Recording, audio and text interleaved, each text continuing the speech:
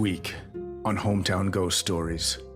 The Molly Brown House, Cheesman Park, and the Denver Airport are just a few examples of haunted locations in the mile-high city of Denver, Colorado. But the most infamous haunted location is a mansion so notoriously haunted that many residents will cross the street just to avoid walking by the Croke Patterson Mansion.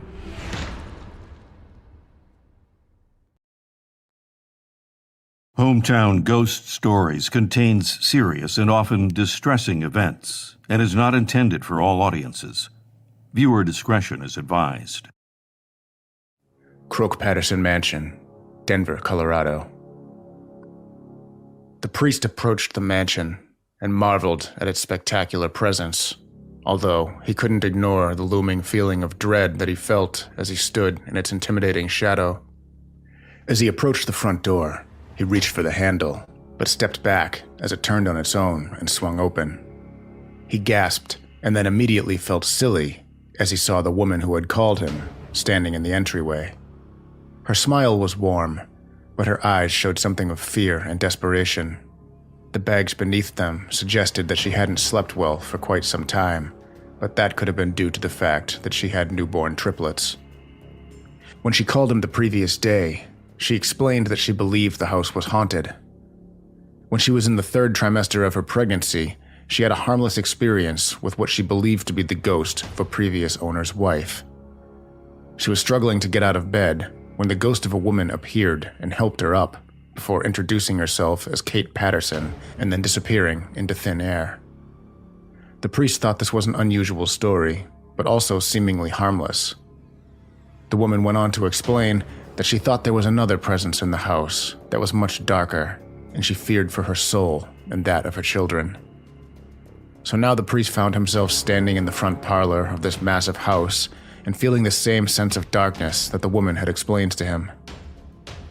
He walked over to the mantel above the fireplace and set down his holy water and his cross and began to recite a blessing. He made the sign of the cross and raised his right hand. As he did so, the plaster on the wall began peeling up, and a guttural rumble came from inside the yawning blackness of the fireplace. A pang of fear shot through him as he stepped back and witnessed a dark vortex of wind and ash blast out of the fireplace. The priest stepped back in shock and turned to the woman, who had an expression of abject terror plastered on her face. Without a word, the priest snatched his holy water and cross off the mantel and bolted out the front door. I'm Dave Wilkins, and this is Hometown Ghost Stories, Denver, Colorado.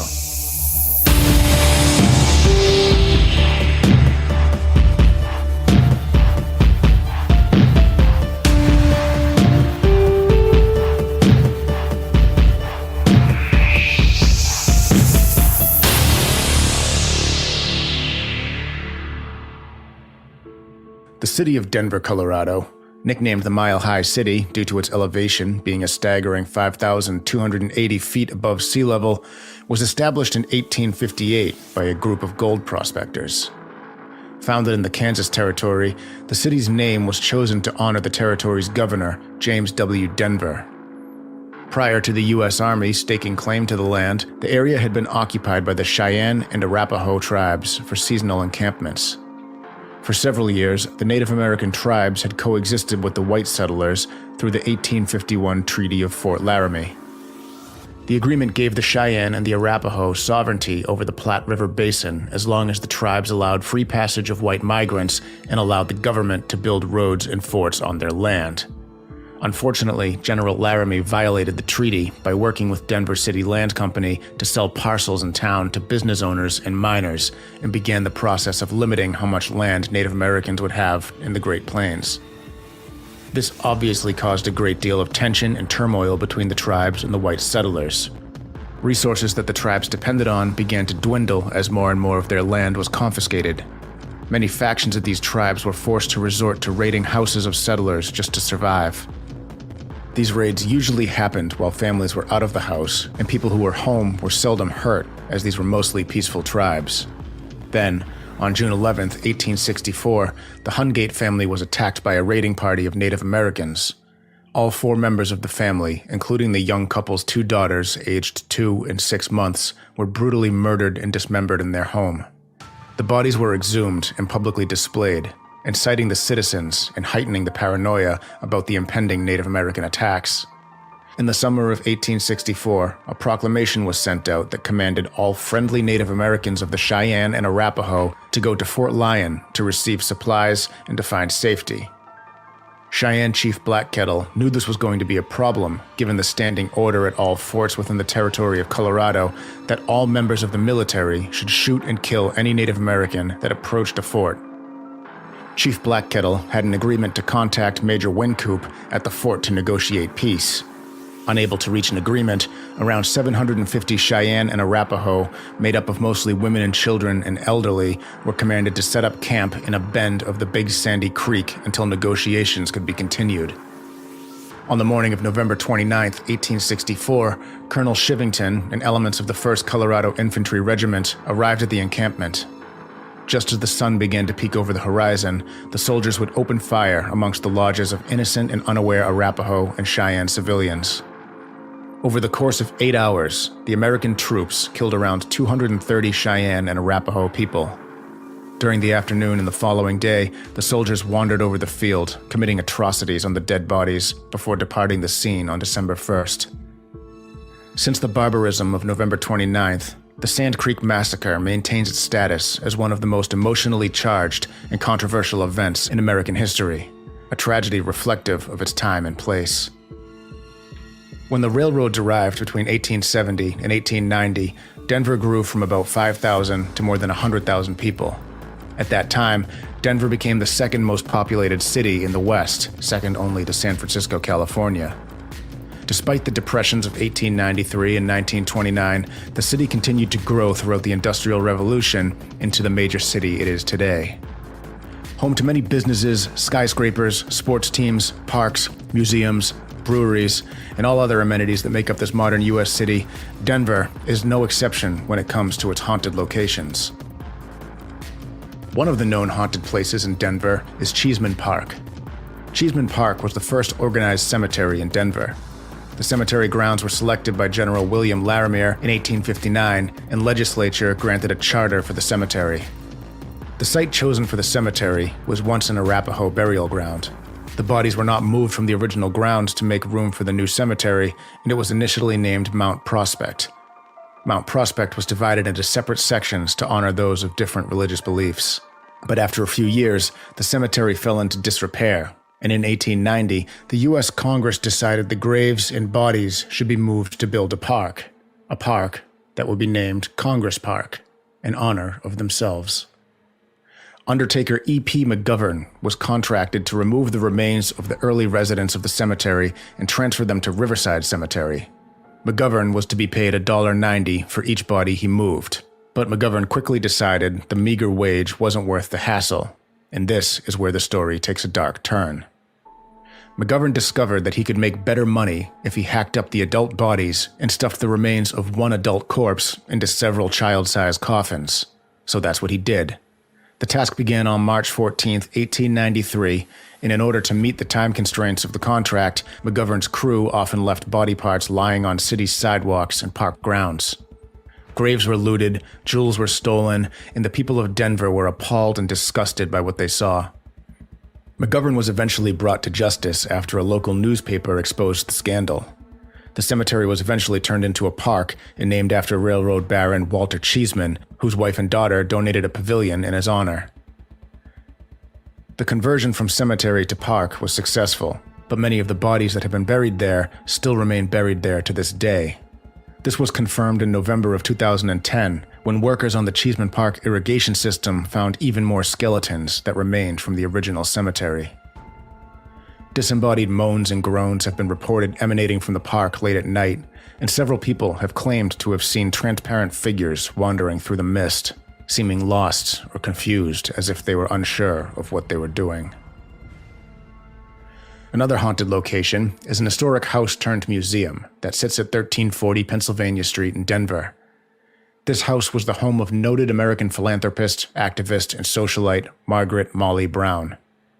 The house was built in the 1880s and was purchased by Molly's husband JJ in 1894 for $30,000. JJ fell into bad health a few years later and transferred the title to Molly in 1898. Molly quickly became a notable figure in Denver's high society. In 1912, Molly was sailing alone on the Titanic in first class. As things started to go horribly wrong on that fateful night, Molly took action. She personally assisted in helping the crew load people into many lifeboats before they finally convinced her to get in one herself. Once at sea, Molly insisted that the lifeboat go back and search for any possible survivors. This happened despite the protests of Quartermaster Robert Hitchens. Because of her bravery and selflessness, her fellow lifeboat passengers christened her the Unsinkable Molly Brown, and the nickname stuck. This also made her one of the Titanic's most famous survivors. Her character was played by Kathy Bates in the 1997 film. After the sinking of the Titanic, Molly moved back to her house in Denver and converted it to a boarding house and left it under the supervision of her housekeeper. When Molly died in 1932, the house was sold. It now stands as a museum and is believed to be haunted by Molly herself, as well as members of her family. It has been reported that at times you can smell a pipe. In fact, it is said to be the smell of J.J. Brown's pipe that he likes to smoke. Since smoking is not allowed in the museum, this is an unusual occurrence. Staff members have reported seeing ghostly apparitions roaming the home, and tour guides have noticed that light bulbs will inexplicably become unscrewed. In addition, museum staff have also noted that at times the furniture in the Molly Brown house has been rearranged, and the furniture is rearranged by what appears to be a woman wearing a Victorian dress. About a quarter-mile from the Molly Brown house sits the most infamous haunted house in the city of Denver. A looming presence so threatening, many residents of the city will cross the road to avoid walking by it. A house so notoriously haunted that some Denver residents won't even look at it, let alone go near it. The Croke Patterson Mansion was originally built for Thomas Croke, a son of Irish immigrants. After making enough money, he decided to purchase the land in the Capitol Hill area to build a home for himself and his family. Croke decided to build the home based on the 16th century French castle. The home was unique in the sense that its exterior was constructed out of stones from the Garden of Gods, which was land considered to be sacred ground by the Native American tribes of the region. It was land that rival tribes could meet on, and no violence was permitted due to their shared beliefs that the ground was consecrated by the ancient gods of the land. Croke completed the house and moved in, but in a strange turn of events, decided to sell the home 6 months after living in it. He had moved in shortly after his wife's passing, but the death of his mother made Croke assume that the house he wanted to live in was somehow cursed. Eventually, he sold the home to Thomas Patterson, who was a known journalist who later became a prominent attorney and politician. The Patterson family lived there for years before it was sold and converted into a radio station and eventually an apartment building. In addition to the many renovations and changes the building has seen over the years, it has also seen many hauntings. One of the most common haunting people experience is a sudden loss of breath as they ascend the stairway to the third floor. This is believed to be the ghost of Talene Sudan, the wife of Dr. Archer Sudan, who owned the house in the 40s and 50s. Although Talene was said to be happy and social, she committed suicide in one of the bathrooms of the house in 1950 using a deadly mixture of rat poison and hot water, which when mixed creates a gas similar to Zyklon B, a gas that removes all the oxygen from the air. It was rumored that the reason behind her suicide was that she had a miscarriage and that the baby's remains were buried in the basement of the house. People claim to see the apparition of a woman looking longingly out the third-story window. Other people claim to hear the sound of a crying baby echoing through the house while no one else is there. In the early 1970s, the building was set to be torn down, but a woman named Mary Ray saved the house by buying it and renting it out as apartments. The only problem was she couldn't keep people in it. They'd agree to the terms, move in, and then promptly move back out, many times without a word. The people who did complain on the way out would complain of a baby crying at all hours of the night, despite there being no baby in the building. One day she got a call from a young couple who lived on the main floor, demanding that she needed to get there immediately. When she arrived, she found everything in shambles. The apartment was turned upside down. furniture upended, curtains strewn about the floor, and the heavy brass insert from the fireplace was lying on the other side of the room. When Mary asked what happened, she was told that the couple was sitting in the living room when a supernatural gust of wind came from the chimney and blew the 75-pound brass insert out. The gust continued to blow ash from the fireplace all over the furniture as the inexplicable force destroyed the room. Years later, a different owner of the house had a priest attempt to exorcise the house. When he entered the room with the fireplace and began to recite his blessings, plaster began to peel from around the mantel, and a dark vortex of wind blasted from the fireplace. At that moment, the terrified priest apparently remembered an urgent matter elsewhere and promptly left. In the late 70s, the building was renovated to become an office space. Construction workers would leave for the night, only to come back the next day and find all of the previous day's work undone. Suspecting that people, not ghosts, were behind it, workers put a fence around the building, and when that didn't work, they brought in a guard, who quit after one night. Next, 2 guard dogs were brought in to protect the work site. The morning after the first night with the guard dogs, the workers arrived to find one of the dogs had leapt out the 3rd floor window and died in the driveway. They determined that since there were no signs of someone entering the building, something must have scared the dog badly enough for it to jump through the plate glass window. They chalked it up as a freak accident and left for the day. Then the following night, the second dog did the same thing. In 2012, there was a series of wildfires that spread through Colorado Springs, and part of the area that was affected was the Garden of the Gods.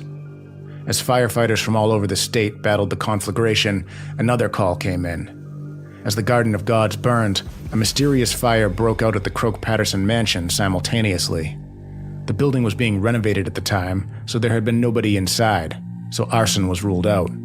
Some speculate that it was caused accidentally by the workers, but the workers weren't there at the time either. Others speculate it was something more sinister, something ancient, a curse from the old gods, angered by the desecration of their land.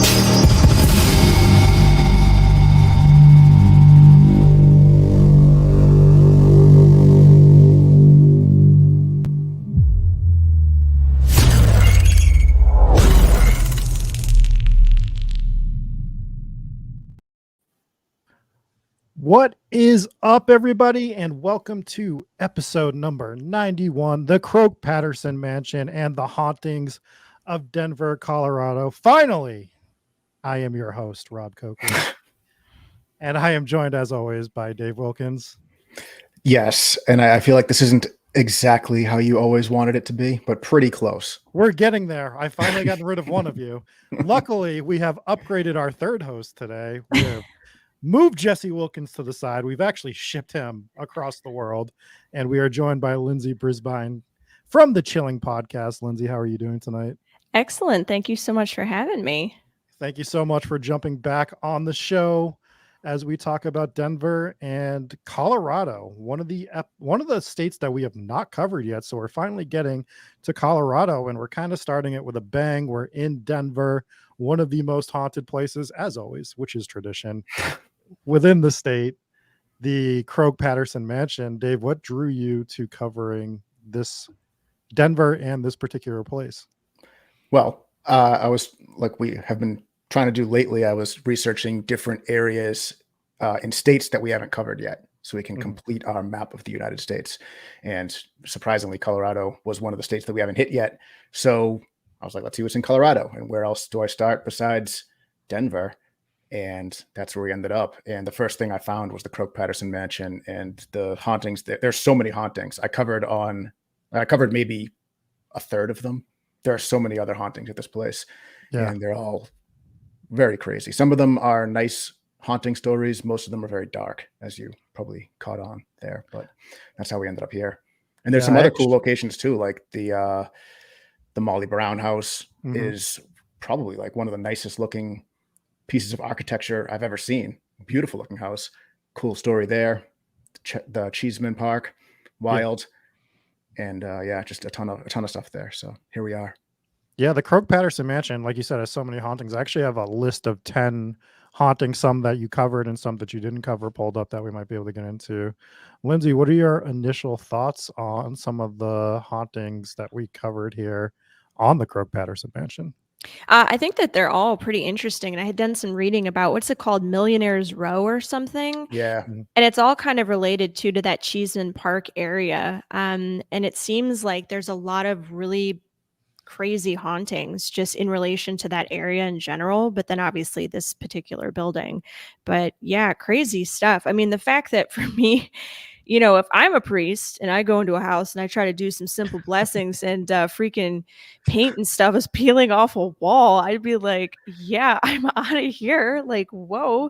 And, I can't imagine being the tenants and him just like slowly backing away. And he's like, I've got other things. I know I said I had time for this, but, and they're like, is it the paint? Is it the paint? Like, was it the stuff coming out of the chimney? He's like, oh, no, I deal with that all the time. No, that's not a big deal, but I really have to go, like that's crazy. I actually like that we got the other end of this spectrum, because every time you hear about a priest that's going to bless a house or exorcise a house, it's like, and then he dug his heels in and he became a warrior of God. I know. And tried to cleanse this entire place. I like that we're getting the other side where the guy's like, you know what? This shit is above my pay grade. I'm not doing this. Peace out. So like, it's nice to see that it does happen the other way too. Well, this is because you're getting the story from a different perspective of somebody who isn't the priest. He's not the one telling the story, so he's not the hero in this one. That's a fair point. He's clearly a fan of the movie The Exorcist and saw when that dude dies on the bed, and he's like, this is kind of a warning sign, and I don't have my heart pills. Like, he literally was like, I left them at home. I didn't think I'd need them.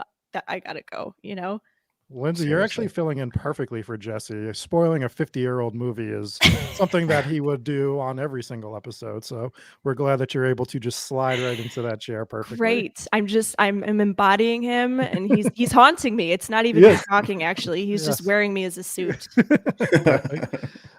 All right, Dave, why don't you jump into the order of events you want to cover between all these different locations? There's a lot to get to. So why don't you walk us through this? Sure. So let's start by getting on a plane and heading over to the city of Denver, Colorado. You're going to land at Denver. Here we go.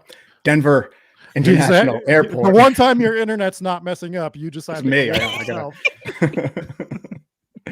You land at Denver Airport, and you are already at one of the most haunted places in Denver, and you haven't even got off the plane yet. Have you guys looked into any of these ridiculous things that go on at Denver? Yeah, I've seen a few of the things over the years. I didn't dive fully into it, but yeah, the Denver airport we should hit on, but I wouldn't be shocked if we end up doing a part 2 or part 3 of Denver where it ends up in the episode as well. I'm into it, man. I'm major into it because my dad, so I was going to do a gig out in Denver, and my dad's like, that like the New World Order like built the airport. And my dad, Jimmy boy, he is the biggest conspiracy theory person I know. But the weird thing about my dad is like 50% of the time you just think he's telling some tall tale, but then the other 50% of the time he's actually spot on. Like, it ends up, you Google it and you're like, what? How did my dad know this? So he like warned me. He's like, when you go there, like be ready. Like, it's a really weird airport. And he's like, and there's like aliens hiding underground and all this stuff. But what I will say is, like, when I was there, it was under construction and they had banners everywhere, and they literally said things on the banners like, I'm paraphrasing, I can't remember exactly, but it was like, don't mind our construction, we're currently just hiding our UFOs underground. And like they were leaning into it like really, really hard. But it was weird because there was weird stuff. There was like weird writing on the floors, and gargoyles were around, and it's just not the kind of stuff you see at like an airport. And I know like the big statue of the horse that was built, the blue Mustang, it looks ridiculous and creepy, but the guy who built it got killed by his own statue, not on the actual like at the airport, but like 2 years before when he made it, a piece fell off and it like cut his leg or something and he bled out. And then of course it was built on like sacred ground and sacred burial ground. So a lot of people who have been in this airport, like, talk about feeling presence, like a presence around or things not working properly. And when I was there, like, I definitely was just like, this is just strange. Like, there was just so much strange stuff you would normally never see in an airport. It was kind of cool, but definitely super freaky. I wonder if like part of that is like, all right, I can see this two ways. Like they're just leaning into it to have fun, obviously, is probably the most logical explanation of it. But if you are actually doing that stuff, what's one way to throw everyone off the scent? It's like, let's just have fun with it and act like we are doing that stuff, even though we are. Because if we act like we're doing it, people are gonna be like, there's no way that they're actually doing all this stuff and Just not hiding in leaning plain into sight. this. Yeah, just hide in plain sight. Like build that little window that makes it look like you're doing this stuff. It's a ha thing, but no, weird shit's actually happening there. Yeah, they even had like banners about the Illuminati and stuff like up. And I was like, I mean, this is funny, but I was also kind of like, that's really weird. Like if I didn't know the theories or the conspiracy things going on with this airport, I was just like, going through, I'd be freaked out. I'd be like, what are all these banners about? And like, again, like everything there was just weird. And there's just so many odd things in the airport that just, it's a big, cool airport, but it just doesn't make any sense. It's not like, and it's like in the middle of nowhere. I remember driving from there to go where we were going in a snowstorm, and we were in legit the middle of nowhere. So you've got this giant horse with these glowing eyeballs and like a blizzard and like UFOs and support. Like I think they say that there's like what's it called? Coordinates or whatever for like UFOs and extraterrestrials. But like, I wouldn't be shocked at the same time because what is going on at this airport? I don't know. It's really weird. It is. There's a lot going on there, and we'll definitely dive deeper into the Denver airport, possibly on a side content episode, but I didn't want to hit on the city of Denver without at least mentioning it.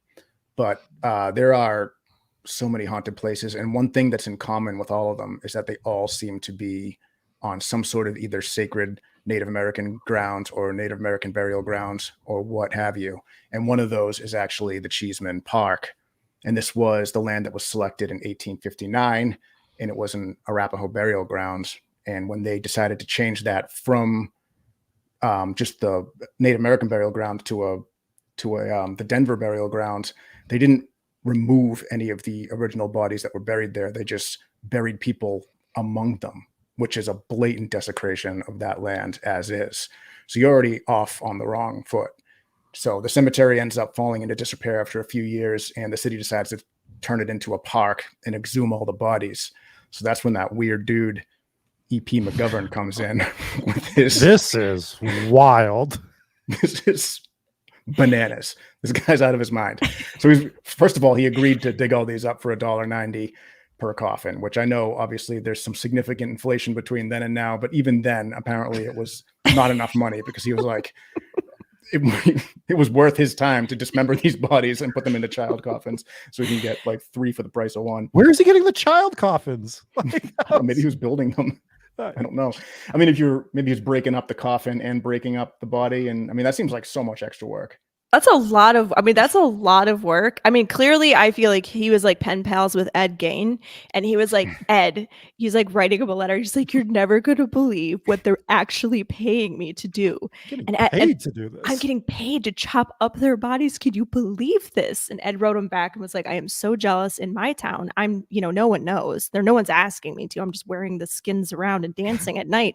But like, you get to do it. And the fact that this guy just had body parts on the sidewalks and stuff, like, can you imagine just like walking by in the olden days, like all the fancy ladies in their weird little cool outfits and being like, there's an rotting arm like covered in jewelry, and then someone's like, oh, nice bracelet, and just like is like, oh, I'll take that with me.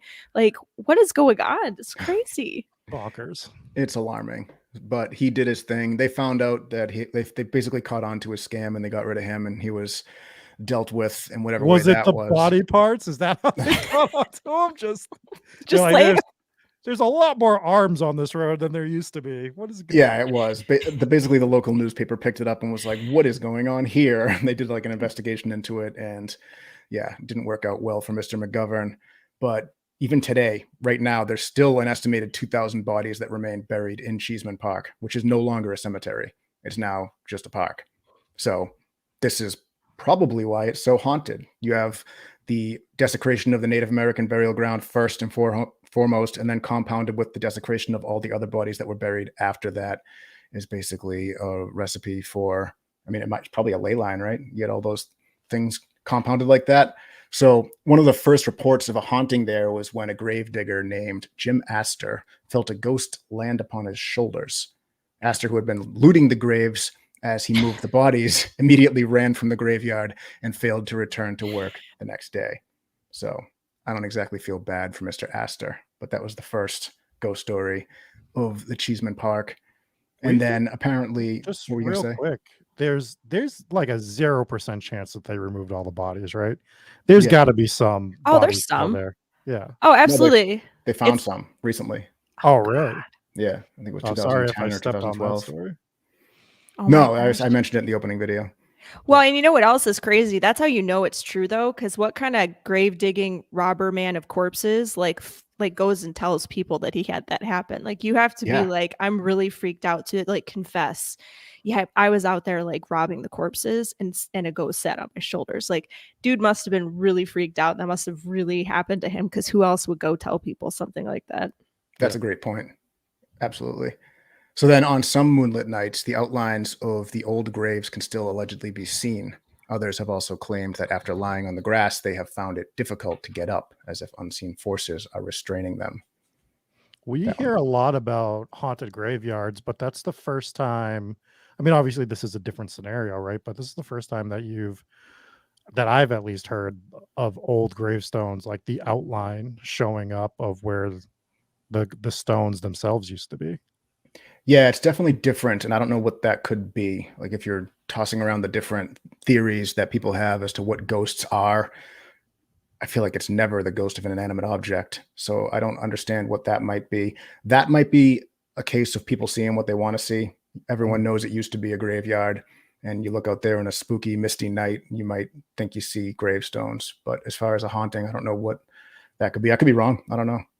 It could be. One thing is it could be like to some degree like residual haunting stuff you hear about, right? Like if gravestones were made of things like limestone or certain types of stone, and depending on what was in the earth, and then you have all the energy of these people's bodies being disturbed, plus all the people that were there before.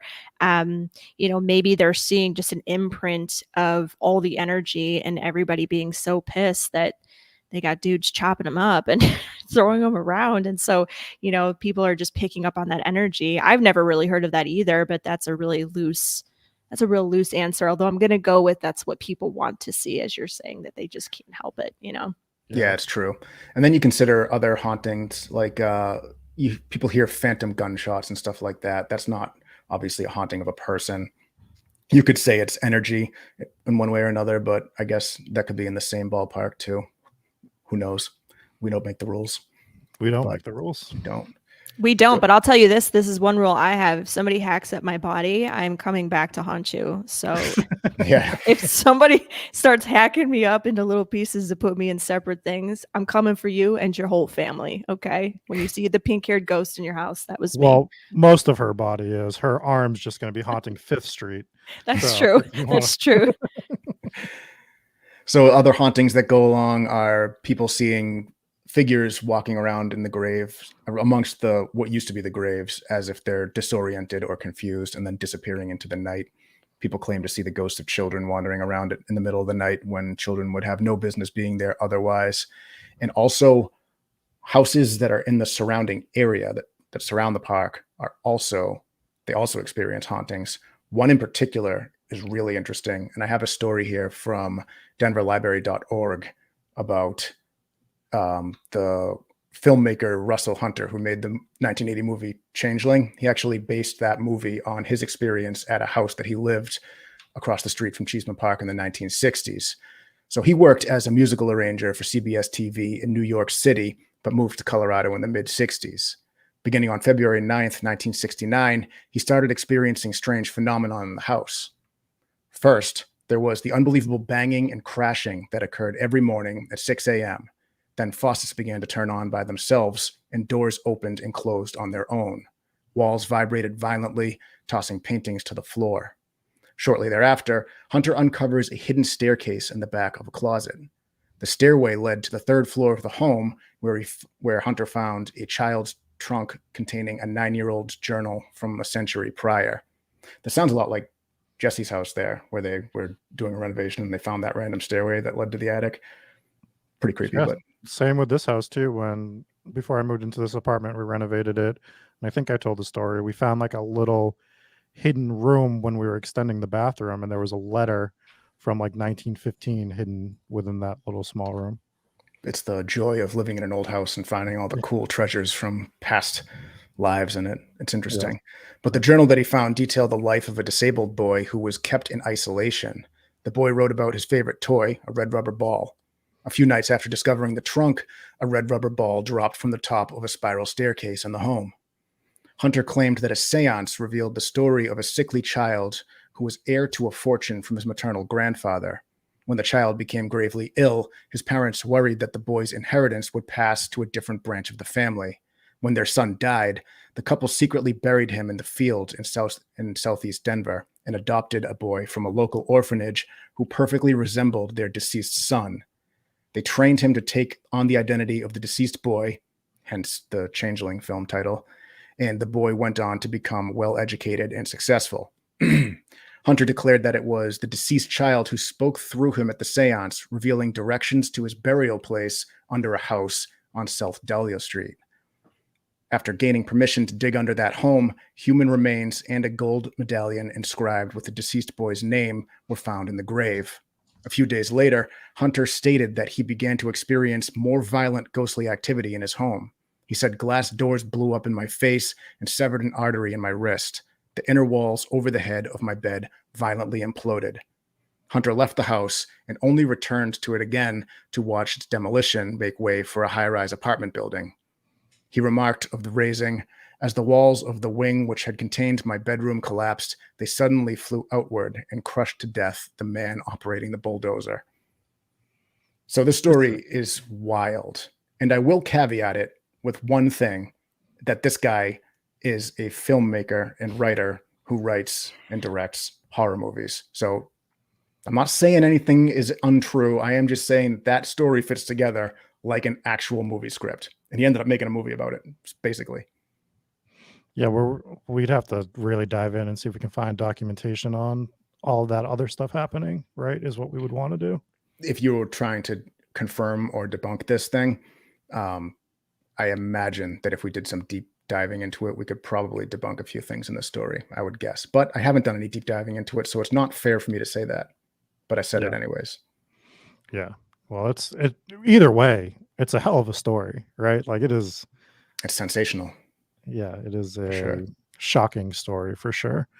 Well, I always wonder, sorry to cut you guys off, but one thing I always wonder about in those things, because a friend of mine and I were talking about this, my friend Callie, like when somebody bulldozes the house and now they build like high-rise apartments, like I wonder, like, do you think that kind of haunting, if it was as intense as he was saying, I wouldn't imagine it would just go away with the house. I mean, it killed a dude when it went down. I mean, clearly the ghost is not giving up. So, I mean, I always wonder if things like that happen. And I guess it does, because you hear about people building new homes and they go, we don't know why we have activity. Our house isn't old. So maybe, they knock this down. And then if even a small portion of what he was saying was true, people in the high rise might be experiencing some crazy stuff and have no idea why. Yeah, so I'm sure they are, because I mean, this place it was haunted when he lived in the house, and it is one of those houses surrounding Cheesman Park, and lots of the houses experience hauntings of their own. So I'm going to assume that whatever's there now, if it was haunted before, probably still is. Yeah, we actually did an episode in our very early shows, the Plymouth episode. We covered a house that was a brand new house, and it's actually the hauntings of one of our friends who, first of all, when he sent me a message telling me that he had a story about being haunted, it blew my mind, because this particular friend, I never expected to believe in hauntings or anything to that respect. So when he's like, I have a story for you, I caught my attention right away. And then his story progressed about a house that his family were basically the first people to live in this house. And it's in an area where the King Philip's War happened and Plymouths, like all around that area. So I'm not saying that is the reason why it's being haunted, but I'm just saying that nothing else happened in this house, but this house was definitely being haunted, and it might just be what was already like living around that land before they built the house, just kind of moved in the house with them as they built the house, and they haunt the structures that are there because the haunting happens in that particular location. That makes sense. I mean, but I do feel like this writer guy, like if you just thought he bulldozed the house and it would go away and the guy bulldozing died, I feel like at the very least he should make like a flyer and just like go to the apartment building and like give every resident a flyer that just says, just so you know, if your walls start shaking and glass starts bursting, that there was a haunted house here. Because I always think like people bulldoze down a haunted house like it's going to get rid of the energy. And to your point, Rob, that doesn't get rid of the energy. Like unless you really deal with it or whatever, then people move in or build new homes or whatever, and then now they're just dealing with some haunting. They don't understand why, but yeah. Right. So the first law of physics is that energy cannot be created or destroyed. But if you have it stored, just resting in the walls of your house, then you bulldoze it, it can certainly be agitated and who knows, shake up whatever was sleeping and make your life a living hell. So, Exactly.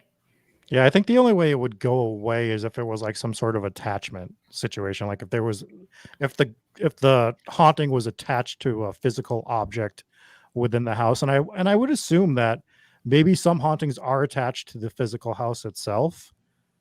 But I think for the most part, tearing down a house is not going to stop a haunting, just from the stuff that we've seen throughout doing this show.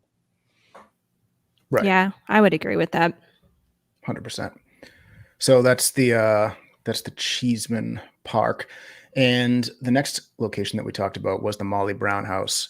And I thought the story was really cool, mainly for the history. The hauntings are interesting too, but they're kind of your run-of-the-mill hauntings. You got the pipe smoke, tobacco smell, and you got the ghosts of the family that wander around the house. They all seem to be benevolent. There doesn't seem to really be anything negative there, which is a good thing because this is a pretty cool story. And Molly Brown sounds like she was definitely a badass. I didn't know that the Kathy Bates character in Titanic was actually based on a real person, which I assume now that I look at it in retrospect, most of them were real people except for the main characters. But she was awesome. They're real in our hearts. What's that? Those characters are real in our hearts. They are. Don't tell Jesse. Jack and Rose. Yeah. Don't tell Jesse they're not real. But that was interesting. I don't really have anything to add to this other than what I said in the beginning story there. So unless you guys have something that you wanted to talk about the Molly Brown house, we can move on. No, I find that the interestings are sort of the hauntings are sort of run of the mill, but you also have a place that wasn't just a family home. It was turned into a boarding school. So we had a lot of people that were going in and out of this house. So there may be more hauntings than we even know of, but I would assume, a lot of the hauntings are probably from the original family, but there might be a little more going on there than people realize. True. And some of the ghosts that they attribute to being the ghosts of Molly and her family might be other ghosts. Because like you said, this was not just a personal residence for one family. It was a whole bunch of different things. And it went through a whole bunch of different renovations and different stages, much like the Croke Patterson Mansion went through all sorts of different phases. So the Croke Patterson Mansion it's definitely, we say this ironically, like the most haunted house. This might be in the top 5 most haunted houses that at least we've covered on this episode. And that includes Europe. Well, definitely on this episode. It's one of the, definitely on this episode for sure. So this house was built by Thomas Croke. Well, he didn't build it, but he had it built. And it started in 1890. It was completed in 1893, the same years as the city was actually ordering the clearing of the cemetery at Cheesman Park, which I think is an interesting parallel to draw, only because it was constructed out of the red stone from the Garden of the Gods, which I mentioned in the beginning of the episode, which was basically sacred Native American ground that rival tribes could meet at, and they would be peaceful. It was basically like when the Crips and Bloods had the barbecue where they get together and they'd be peaceful for a while anyways. But it was for sacred land that they lived on. That's how I would compare That's it, right? not where I thought this episode was going. But that was my parallel. But it was constructed out of stone from this area, and this area is sacred. So once you start taking stone out of it, it's a desecration of that land. And the craziest thing I think about this is that when the Garden of the Gods caught on fire in 2012, the Croke Patterson Mansion caught on fire simultaneously, and it wasn't arson. They said that it could have been from the construction that was going on, but when the fire happened, there was nobody there at the time. So it's just really a strange coincidence for me. And when you couple that with the gusts of wind that came out of the chimney on during two different decades, that ghost story was reoccurring. You have two what seem to be elemental hauntings. And these elemental hauntings are often tied to Native American spirits. So I think all of this comes together, and this is over the course of 100 years. It comes together in a really interesting way, I think. It feels like you might be the first one to put this together, which is I actually love, because it does make a ton of sense. And I find the elemental hauntings always really fascinating, because you just don't hear about them too much, but when you do, they're terrifying. And if there are parallels, it is just so different. Absolutely. So Thomas Croke orders the mansion built. He moves in, and just before he moves in, his wife dies. And just after he moves in, his mother dies. So he was in there for a very short period of time, a few months, when he decided that the story is that he decided that this place, he thought, was cursed for whatever reason, and he moved out. The alternative to this was he also moved out the same year the silver market crashed. So there's a chance that he lost a ton of money in that. And if you saw this house, if you're listening to the podcast and you haven't seen visuals of this house, Google it or jump on our YouTube and watch. But this house is massive. I forget the square footage of it, but it's something like near 20,000 square feet or something like that. It's huge. And so he moves out, and the legend is that he believed the house was haunted. So he doesn't just move out. He actually trades the house with a guy named Thomas Patterson. He's like, you give me your house, you take my house, we'll switch, which I think is weird. That's not something you really see. How often has that happened in history? Yeah, obviously it would have to be a pretty unique situation for that to happen nowadays, but I guess back then it was possibly more common. It happened here anyways. So Patterson lived there for a number of years with his family, and his wife, Catherine, ended up dying in the house of cholera. And she believes to be one of the harmless spirits that reside there. And there was a story that I alluded to in my very opening ghost story, where the priest came and the woman had just had triplets. So that is an actual story. The woman who had the triplets did say that when she was in her third trimester, she was trying to get out of the bed. And she was like rocking back and forth to get momentum to get out of the bed. And she couldn't do it. And then she said a woman appeared in the room, took her by the hand and pulled her out of the bed, introduced herself as Kate, and then disappeared. And Kate would have been Catherine Patterson. That's what we get that from. So I thought that was a pretty interesting story, and a nice one, because most of the other hauntings here are not nice stories.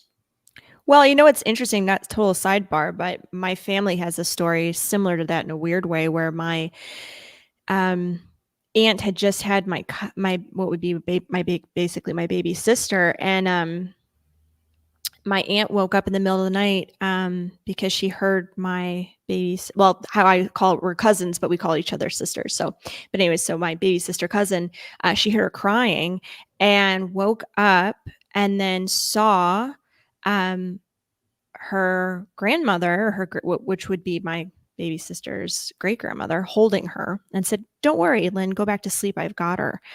And so my Aunt Lynn slept through the night great. Woke up the next morning and kind of had that panic. She had basically a newborn baby, and was like, "Oh my gosh, where's my baby? I haven't heard her all night," and went to check on her, and she was just asleep, and then remembered seeing, her grandmother holding her. And yet the grandmother had been dead for 8 years or something. And then fast forward to my baby sis cousin being 4, and she overhears her mother and her actual grandmother talking about how they wish she could have met her great grandmother. And she was running around and she said, "Oh, I met her. She held me when I was a baby." Yeah. Wow, that's So crazy. so sometimes I find it's interesting in those stories because I think maternal instincts and nature and bonding and all that stuff. Sometimes I think, like you're saying, there's good haunting moments like that where a female entity is there for another female entity going through something like that, or a female person going through something like that. So that's pretty interesting. Yeah, it adds up. If you're going with the theory that ghosts are residual energy that's left behind, you have positive energy and negative energy. So it makes sense that negatives could be, I can't speak. Makes sense that hauntings could be both positive Mhm. and negative for that reason. Absolutely. But that's an interesting story, and I think you get a lot. It's more common to have an experience like that with an ancestor or somebody that was Mhm. in your family that could be left behind caring about you. It's a little bit less common to have it be a ghost of someone else that you don't know from however, 100 years ago come and, help in a situation like that. I think that's a little bit less common, but it goes to show that the spirit was a friendly one. Yeah, that's nice. It is. I thought so. But Patterson's wife, she ended up dying, as we know, and the Patterson's daughter, Margaret, married Richard Campbell. That's how you got the third name in that mansion, the Croke Patterson Campbell mansion. And they end up taking over the house, and they lived there for a while. They ended up moving out, and the building went through a few different changes before Dr. Archer Sedan and Talene bought the building in 1947. So Dr. Sedan ran his medical practice from the house, and Talene worked as his nurse. So this worked for a while until Dr. Sedan started going away on these medical conventions, and Talene was left home for long periods of time. She slips into depression and ends up killing herself in 1950. So one story says it was a miscarriage that caused the depression. Another version of the story says that the baby was born and died shortly after, but there's no documentation on any birth of a baby during that time or death in that house. So I think the former makes more sense if it's going to be one or the other. But those are both speculations, and both are actually contested. Historians don't believe either of those things happened, but that's the legend there. So she's the ghost that allegedly haunts the hallway and makes you lose your breath, because it's believed that the method that she killed herself was with that poisonous gas that's similar to Zyklon B. And So I read something about a death certificate for her, and that it was written on the death certificate that that's how she died on the staircase. Did we find that that's not true? we did not find that that's not true, and I saw that also. But I don't think that her death by suicide is contested. I think Okay. that is basically historical fact. I think Okay. what's contested is whether or not she had a miscarriage and buried Gotcha. anything in the basement. They did actually search the basement and look for something that would suggest that a child was buried down there, because one of the more recent owners was obviously not curious, but concerned. And they dug around and they didn't find anything. But that doesn't mean it wasn't there. It just means they didn't find it. Gotcha. Okay. I just wanted to clarify that, not to Gotcha. step on your story. But what No, a but what a horrible choice of like how to go, man. That's a horrible, crazy manner of suicide, which again lines up with the feeling that people were having. But man, if you're going to choose to do it, like that would be so painful. I would yeah, have, maybe she didn't know that it was going to be, because I mean, Zyklon B is what they used in the gas chambers in the yep. Holocaust, and she maybe didn't know at the time. This was 1950. People didn't know. I think that that's such a horrible, awful way to go, Yeah. and I think that might have been something. I don't know. Maybe she regretted as she did it, but who knows? Very dark. But Dr. Sudan moved out of the house in 1958. His son kept the medical office there for a few years, but he ended up selling it. And the building went into basically a state of disrepair. It went unoccupied for several years, and it was actually set to be demolished. But this woman named Mary Ray, who was a realtor, purchased the house in 1973, and she basically wanted to bring it back to life because she was a historical enthusiast and a realtor. So she was into real estate. So she bought the house and began to renovate the property. But she told a funny, not funny, it's kind of funny story about when she bought the property and when she was first checking it out. She stumbled across a locked door, and inside was a room filled with human body parts floating in jars of embalming fluid, fingers, eyes, kidneys, brains, fetuses, livers, and so on. In an interview, she said that she was surprised but laughed it off and proceeded to one by one dump them into the toilet and flush them. So they think that, I know. I was like, what? That's a choice. Now that's a choice. Wow. Yeah. I don't know how you flush a brain down the toilet. Before we get to the brain getting flushed down the toilet, whose reaction is, I just found all these jarred body parts. I'm going to laugh hysterically, like I'm a mad scientist and my dream has come true. To be fair, that's our initial reaction. I don't know if that was her reaction when she found the room, but that was her reaction when she was when she was talking about it in an interview. But who is doing that with the body parts? I would call somebody. First off, I know. What is that team? Yes. First off, just from a what's going on in this room? Like, this could be a crime scene, like whatever. And then secondly, like, what is that going to do to your plumbing? I was just going to say, you know what my plumbing needs?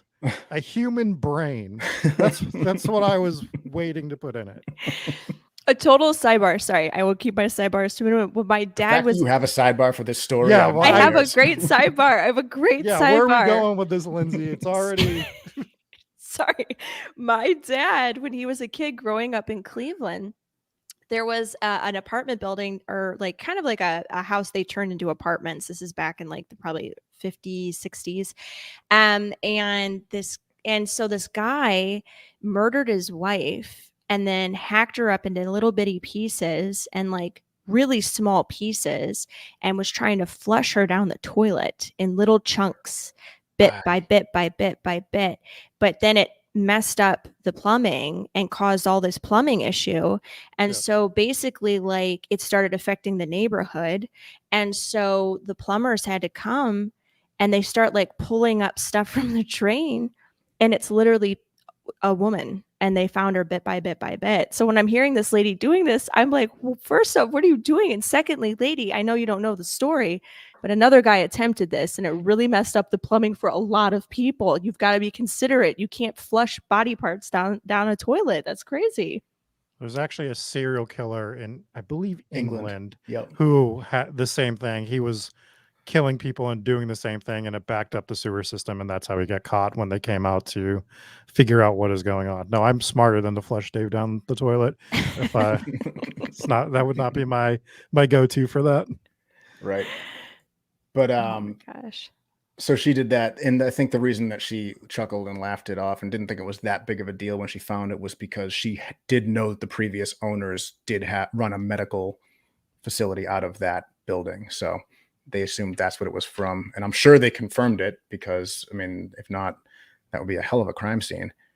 But she ended up renovating the property to make apartments. And during the renovation, the builders started experiencing some strange things. So one worker went up to a third floor bathroom while the rest of his crew was working in the basement. While he was using the restroom, he hears this faint voice outside the door saying, "Are you there? Are you there? Are you there?"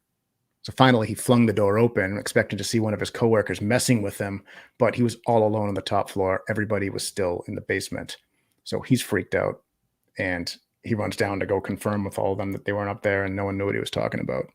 So things are already going weird for these construction workers, and then things get much worse for them. Yeah. I've been in the construction industry for 15 years, and if this happened to me, I would be very, very upset. But they were leaving work at the end of the day and returning the next day to find all of the previous day's work undone. And if that's a haunting that exists, that's cold. That's brutal. What it could be is maybe their boss showed up one day and was like, "What the heck have you guys been doing? Ghosts have way more work done than this." And they're like, "You're never going to believe me." The ghosts keep undoing all the work we get done. We're supposed to be way ahead of schedule. But it's the ghosts. And that's well, they were originally blaming it on the homeless, though. was what they thought was going on. Yeah, so they thought that they went through a couple different things. They didn't at first, obviously they weren't like ghosts. They thought somebody was breaking in, so they hired the security guard who quit after one day, and that was alarming. So they're like, all right, we need to, and this is my least favorite part of the story, but I had to include it. Is when they got the two dogs, because the dogs can't quit. And then the dogs ended up on separate nights. So there were two dog guards, and they were up on the third floor, and something up there, and this is the only possible explanation for this that I can think of. Something spooked the dog so much that it ran and jumped out the plate glass window, because why else would that happen? Right. Yeah. And then they chalked it up as a freak accident the first night, and the same dog did the same thing on the second night. So this story varies also. There's rumors that the second dog, not the same dog. Did I say the same dog? You did say the same dog. That would be wicked crazy. But no, the second dog did the same thing on the second night.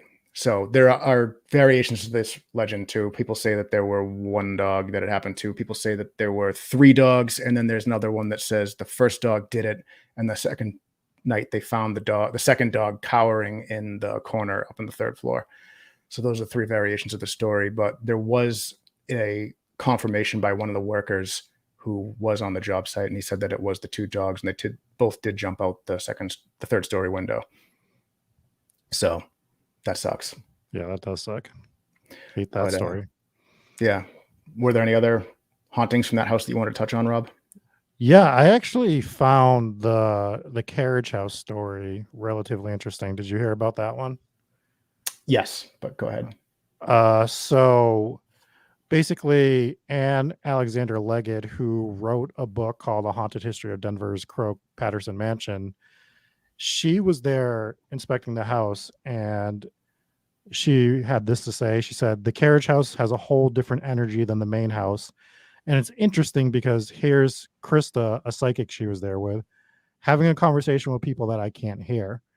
There's a spirit in the carriage house of an Irish caretaker, and both the Pattersons and the Crokes are of Irish descent. And she, meaning the ghost, was in the carriage house, and she was immediately put off by us being there and just said, what are you doing here? And the medium explained that she was writing a book and everything. And immediately the woman said, okay, if she's ever afraid in the main house, just tell her she can come here and she'll be safe. And the next thing she says when they're getting ready to leave is, tell her we want her to write the whole story. She has to tell the whole story. And I found that line just like really creepy more than anything, like interesting, because like, what is the whole story? But when they tell you that you have to say they want her to tell the whole story, she has to tell the whole story. What are they implying by that? Yeah, I'd be interested to know what they meant by that, because it does seem like an eerie line, but it could be something harmless, because it was never really. That's true. What it could be. I just wanted to share that one too, because I just thought that it's interesting that the hauntings extend to the carriage house as well. Absolutely. Yeah. The house is crazy. Like I said earlier, if you haven't seen it and you want to know what we're talking about, Google a picture of it, because it is a crazy looking house. It's huge. It looks like a castle.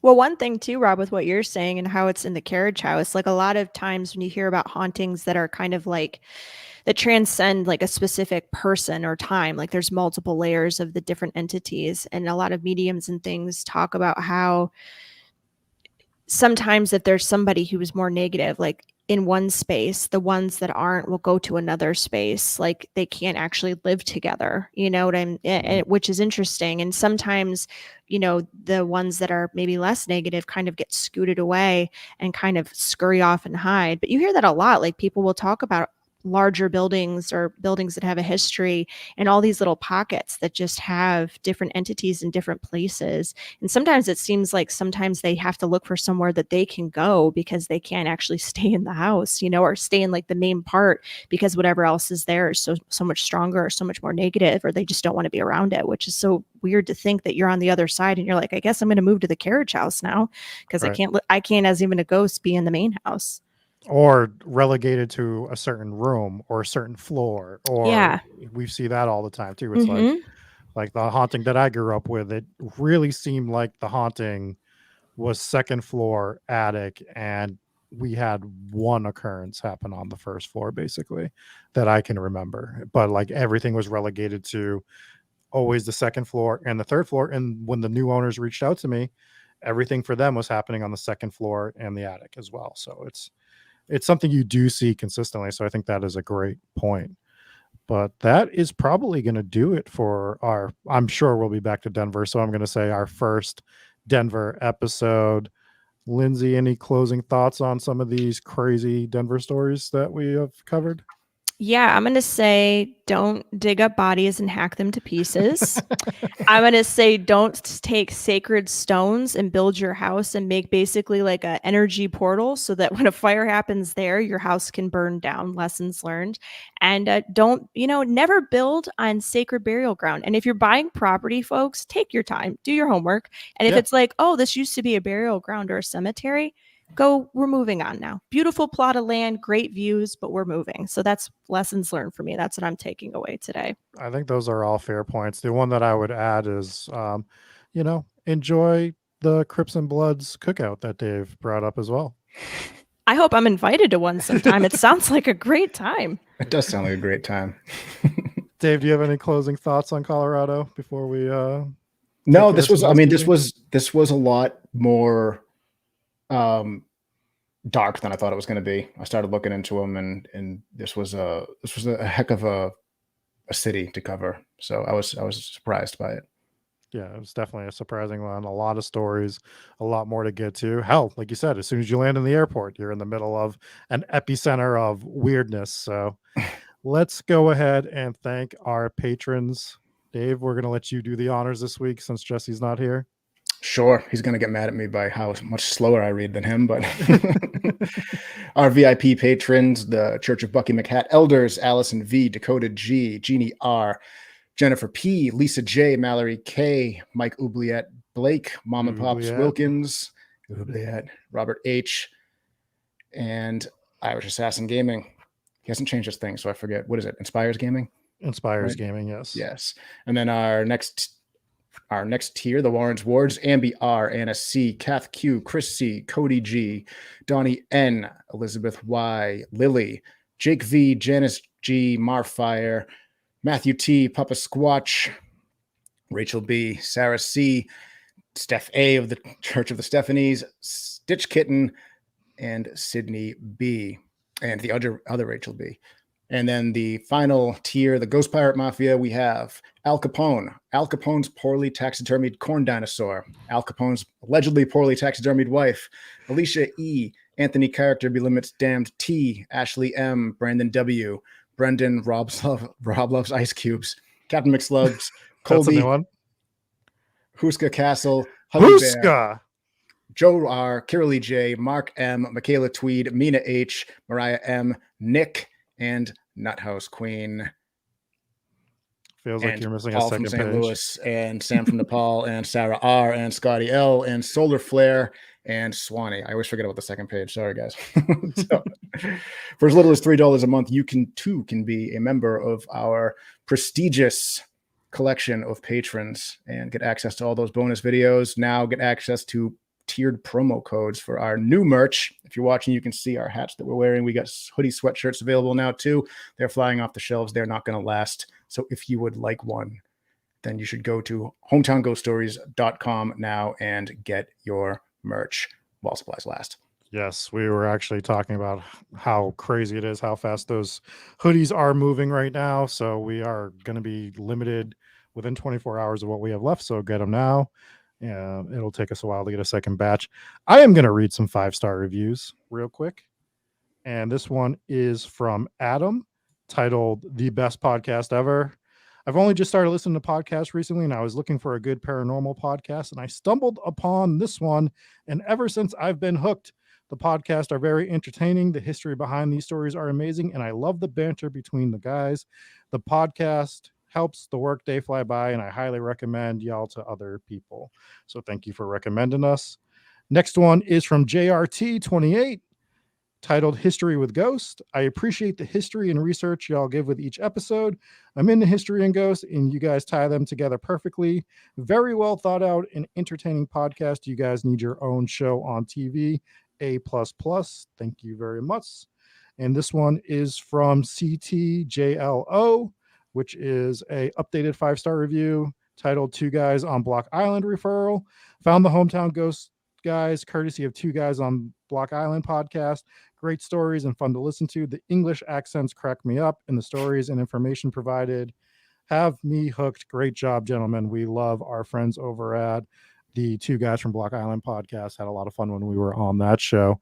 I have one more review to read, but while I pull that up, Lindsay, why don't you tell us what you have going on? Very exciting stuff for you and your podcast. Yes, thank you. Yeah, so obviously, hopefully, folks have heard the first season. If not, go. It'll scare the pants off you. It's about my haunting I lived through. But the second season, it's going to be a variety of fun guests and different people.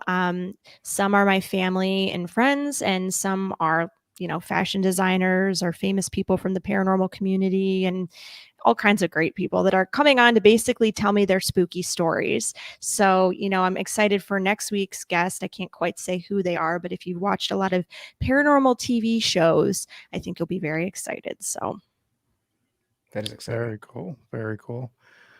Dave, anything else for you? I don't think so. I already talked about all the merch.